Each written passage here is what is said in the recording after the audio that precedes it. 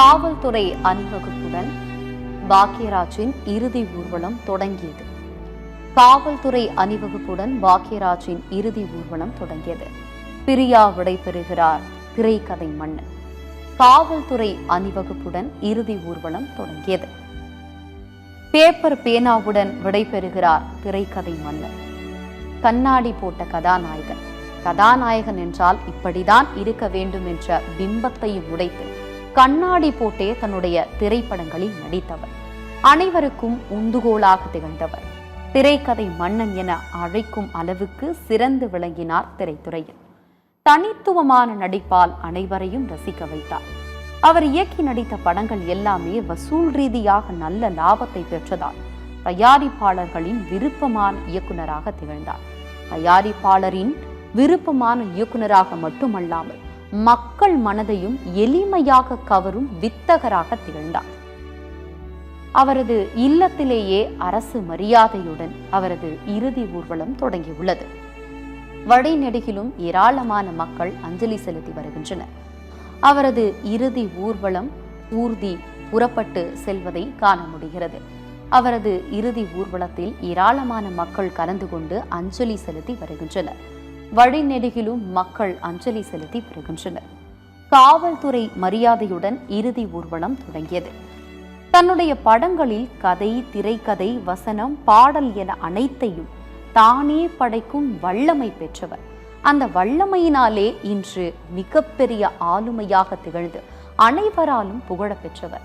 அவரின் இழப்பு திரைத்துறைக்கு ஈடு செய்ய முடியாத பேரிழப்பு என்று பலரும் கதறி அழுதனர். எளிய குடும்பத்தின் வாழ்க்கையை யதார்த்தமாக திரையில் காட்டியவர் இயக்குனரும் நடிகருமான பாக்யராஜ். தமிழ் சினிமாவுக்கு இவருடைய இழப்பு ஈடு செய்ய முடியாத பேரிழப்பு. காவல்துறை அணிவகுப்பு மரியாதையுடன் அவரது இறுதி ஊர்வலம் தொடங்கி நடைபெற்று வருகிறது. இறுதி ஊர்வலத்தில் ஏராளமான திரைப்பிரபலங்கள், அரசியல் பிரமுகர்கள், பொதுமக்கள், ரசிகர்கள் என ஏராளமானோர் கலந்து கொண்டுள்ளனர்.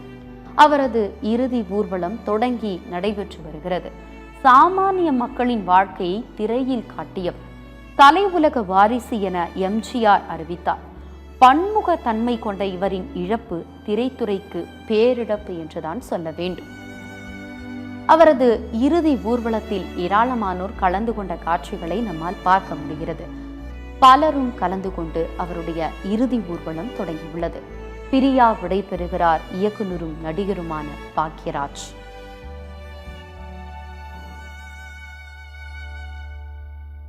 திரைக்கதை மன்னன் விடைபெறுகிறார். பிரியா விடைபெறுகிறார் திரைக்கதை மன்னன். காவல்துறை அணிவகுப்புடன் பாக்யராஜின் இறுதி ஊர்வலம் தொடங்கியுள்ளது. அவரது இறப்பு ஈடு செய்ய முடியாத பேரிழப்பு. நேற்றைய தினம் நடைப்பயிற்சியின் போது மாரடைப்பு ஏற்பட்டு காலமானார். அவரது உடலுக்கு அஞ்சலி செலுத்துவதற்காக முதலமைச்சர் விஜய் உள்ளிட்ட அரசியல் பிரமுகர்கள், திரைப்பிரபலங்கள் உள்ளிட்ட பலரும் நேரில் வந்து அஞ்சலி செலுத்தினர். நேற்றைய தினம் தமிழக அரசு சார்பில் அரசு மரியாதையுடன் பாக்யராஜ் அவர்களின் உடல் தகனம் செய்யப்படும் என அறிவிக்கப்பட்டது. அந்த வகையில் இன்று அரசு மரியாதையுடன் சென்னை நுங்கம்பாக்கத்தில் உள்ள அவரது இல்லத்தில் அரசு மரியாதையுடன் பாக்யராஜின் இறுதி ஊர்வலம் தொடங்கியுள்ளது. பிரியா விடைபெறுகிறார் திரைக்கதை மன்னன். தனித்துவமான நடிப்பால் அனைவரையும் ரசிக்க வைத்தவர். ஒரு கதையை எடுப்பதில் மிக மிக வல்லவர் என்றே சொல்ல வேண்டும். ஒரு